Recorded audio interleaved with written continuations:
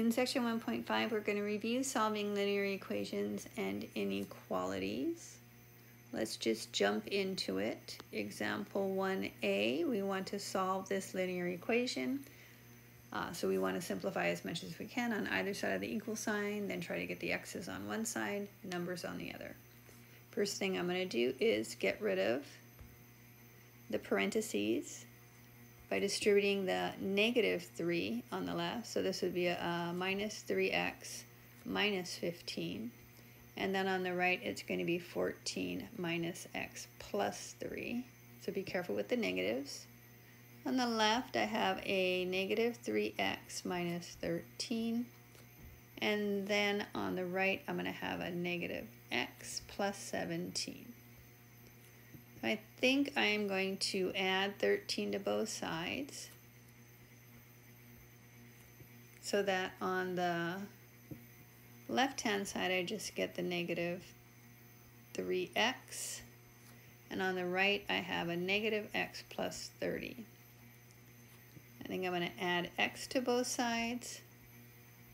So I have a negative 2x equal to 30. And then the last thing I would do is divide both sides by the negative 2 to get x is equal to negative 15.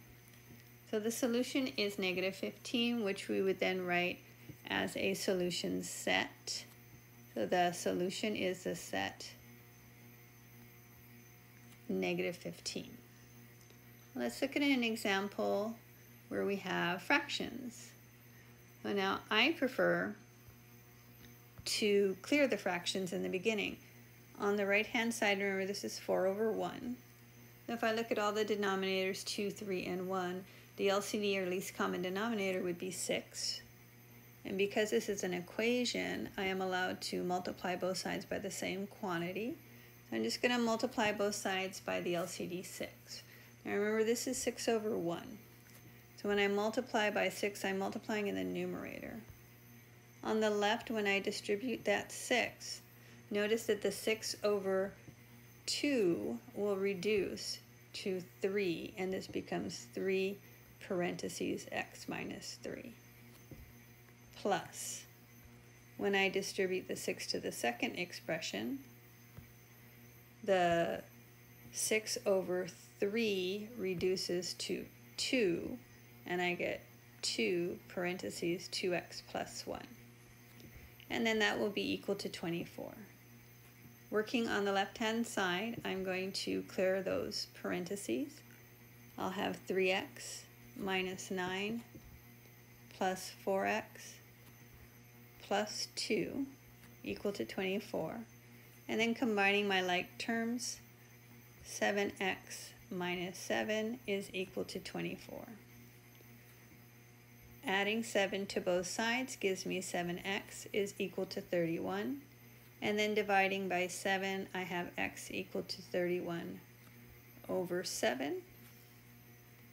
My solution set is then 31 over 7. Now notice this is an improper fraction, but that's okay. It's preferred to leave the answer as an improper fraction.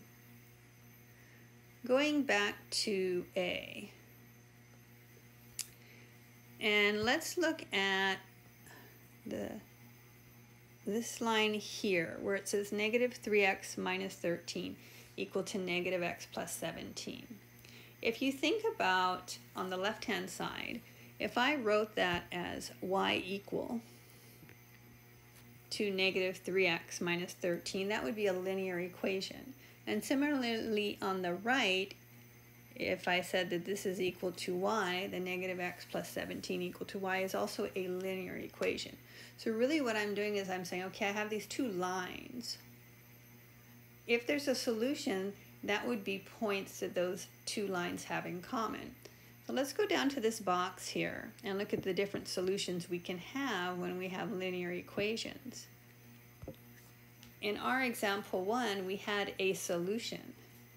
So if you have exactly one solution, which is what we have in this first example, that means that you're going to have two lines that intersect in a single point. So what we call that is a conditional solution, because the condition is that that point will be a solution to both. So it's a point they have in common. Now it is possible when you look at two lines that you have what we call infinitely many solutions. So that would be when you have a line, and then when you graph your second line, it would be the same line. So that means the two lines share all points in common. That's what we call an identity, because they are identically the same. Now the other possibility when we're solving linear equations is that we have two parallel lines. And now notice that those lines have no points in common. And in this case, there would be no solution. When there's no solution, we call this a contradiction.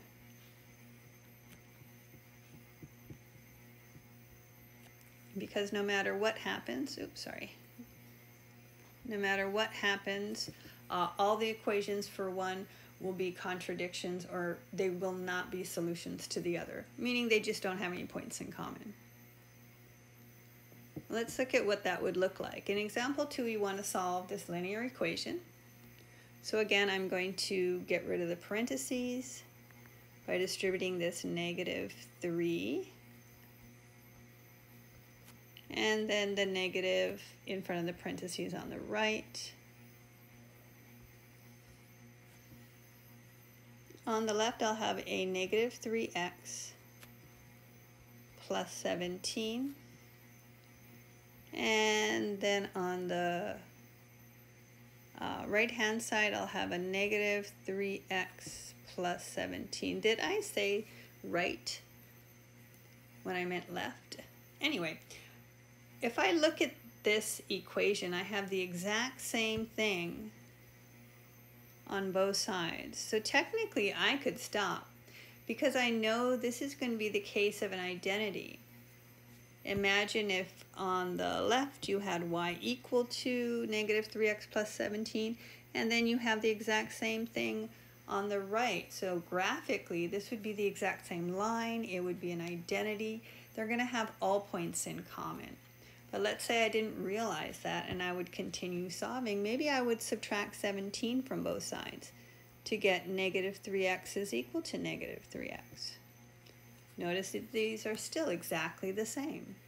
Maybe if you divide by -3 on both sides, you get x is equal to x.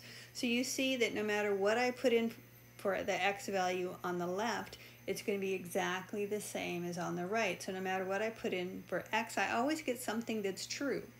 Well, let's say that you still didn't see the solution. You would divide both sides by x to get 1 is equal to 1. So now hopefully you can see that this is true. 1 is equal to 1.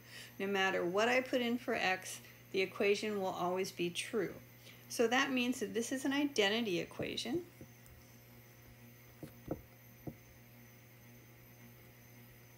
And the solution is all real numbers. So in interval notation, we would go from -infinity to +infinity. I can choose anything for x. It'll make the equation true. Well, let's look at part B. You could probably guess that this would be the contradiction. Well, I'm going to go ahead and clear fractions by multiplying both sides by 15. So remember, that is 15 over 1.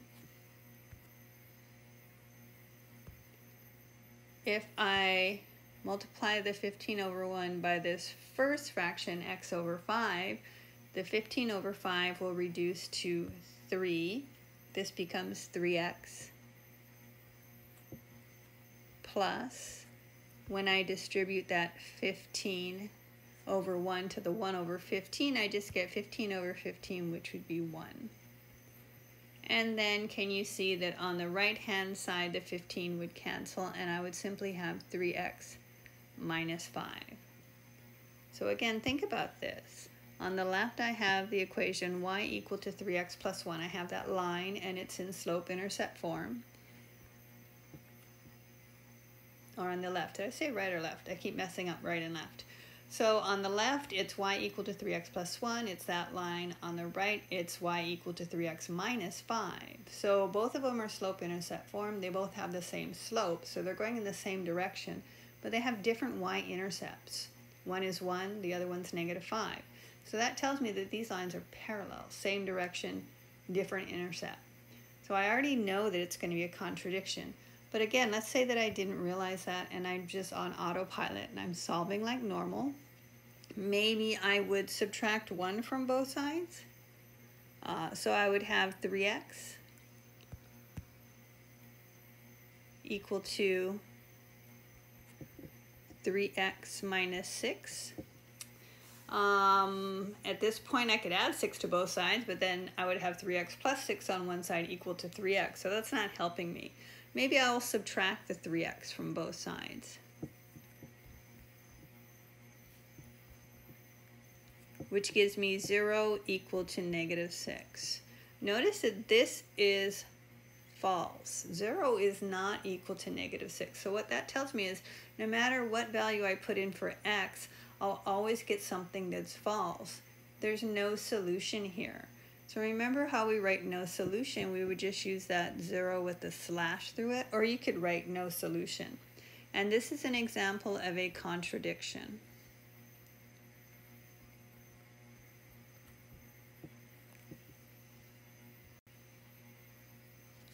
Now the next thing we want to do is look further into our inequalities. But the first thing I want to do is look at example 3 and look at this graph here. I have two graphs. I have f of x and g of x. And they intersect. They're intersecting at this point where, maybe I'll use black, where the x value is 4 and the y value is 3. So that's the point that they have in common. If I look at part A says that f of x is equal to g of x. So what it's saying is, okay, for what values of x are these two functions equal? So if I look at the graph, the x value is 4. So remember, we're saying for what x value are these two graphs the same? And that would be x equal to 4, which would be the solution set 4.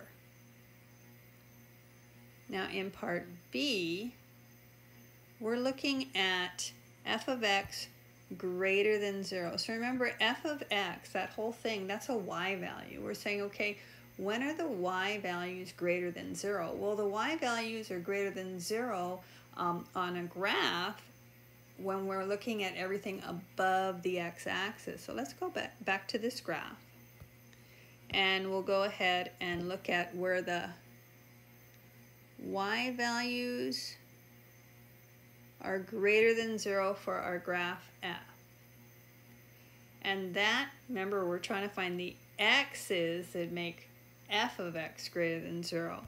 That happens here at -2, but remember, it's strictly greater than 0. So that would be like an open circle. So as long as x is greater than -2, f of x is greater than 0. But I'm not including -2, so the solution here would be a parenthesis, -2, comma, infinity. In part C, it says, okay, what x values give me g of x less than or equal to 0? So remember, g of x is y value. So we're saying, when are the y values less than or equal to 0? When are the y values below the x-axis? And if you look at your graph of g of x, it doesn't matter what x value you pick. G of x is always above the x-axis. G of x is never less than or equal to 0. So in this case, the solution set is the empty set. There is no x value that will make g of x less than or equal to 0. Let's look at part D. Part D says, for what x is g of x greater than 0. So that would mean that g of x is above the x-axis. Well, g of x is above the x-axis all the time. For any value of x, g of x is always greater than 0. Solution would be all real numbers or negative infinity to positive infinity. Part E, we want to know when f of x is greater than g of x. So f of x is greater than g of x when the graph is above g of x, because that means those y values are larger. That happens here after x equal to 4. Okay, but I'm not including 4. So as long as x's are greater than 4, f of x will be greater than g of x, and that gives me the interval with parentheses 4, infinity. F says when is f of x less than or equal to g of x, which means that if I look at the graph, that would be when f is below g of x. So f is below g of x when x is less than 4 or equal to, because remember this is f of x less than or equal to g of x. When I write that in interval notation, I'm going to write negative infinity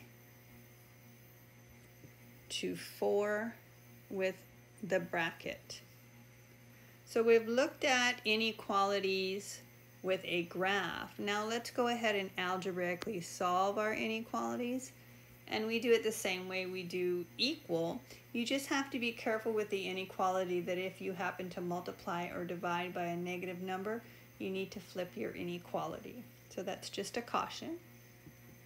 Again, I want to simplify as much as I can on either side of my inequality. So here I have negative 11x minus 6x plus 4 is less than or equal to 3x minus 6. Combining my x's on the left, I have negative 17x plus 4 less than or equal to 3x minus 6. So I think I'm going to subtract 3x from both sides to get all the x's on one side. That'll give me negative 20x plus 4 less than or equal to negative 6. And I will go ahead and subtract 4 from both sides to get negative 20x less than or equal to negative 10. So now here, when I divide both sides by the negative 20, I get x, flip the inequality, and then the negative 10 over negative 20 reduces to 1/2. So again, a caution, divide, multiply by a negative, you got to flip the inequality. So my solution would be all x's greater than or equal to 1/2, or solution set in interval notation, bracket, 1/2, comma, infinity. And let's try this again in part B. Again, I have fractions, but I am allowed to multiply both sides of an inequality by the same number. I'm going to look at all the denominators. The LCD is 10, so I'm going to multiply both sides of my inequality by 10. Again, that's the same as 10 over 1. On the left-hand side, when I multiply, the 10 over 5 will reduce to 2. So this becomes 2 parenthesis x minus 2. There's a minus there. When I multiply the second expression by the 10 over 10 cancels, but don't forget that this is a parenthesis 3x minus 5. You still have to distribute that negative. And then on the right-hand side, I get a negative 20. Still working on the left, I'll have 2x. Don't know why. My pen got really small. So So I get 2x minus 4 minus 3x plus 5 greater than negative 20. And then combining all my like terms, I should get a negative x plus 1 is greater than negative 20. Minus 1 from both sides to get negative x is greater than negative 21. And then the last thing I want to do is divide by negative 1 because I don't want negative x, I want x. But I'm dividing by negative 1, so I got to flip the sign, and I get 21. So the solution for this inequality would be all x's that are less than 21. Solution set would be negative infinity to 21 with parentheses. The last thing we're going to talk about in this section is when we have what's called a compound inequality. So in this case, that's where we have, in this case, two inequalities. So the goal is to keep the variable in the middle between both inequalities. The first thing I think I want to do is, now I could divide both sides or all sides by 9, but I think maybe I'll distribute the 9 first in the middle and write this as negative 10 less than 9x minus 18 less than or equal to 36. So the next thing I want to do, my goal is to get the x by itself in between those two inequalities, so maybe I would add 18, but remember you're adding 18 everywhere on all sides of those inequalities. So when you add 18, you would get 8 is less than 9x, which is less than or equal to 54. And then I would divide by 9 on all sides of those inequalities to get 8 over 9 is less than x, which is less than or equal to 6. My solution will be parentheses 8 over 9, comma, and it can equal 6, so I'm going to have a bracket. And we'll do our last example for this section. Again, compound inequality. I want to keep the x in the middle, and I want to try to get it by itself. In this case, I'm going to multiply everything by 2 so I can get rid of the fraction in the middle. So if I multiply,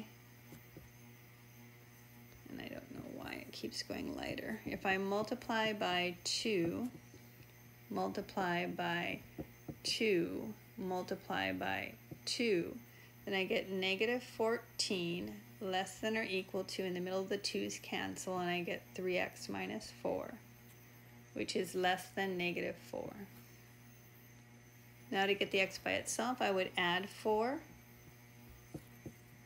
Why? Something weird is happening to my pen where it's not really working right.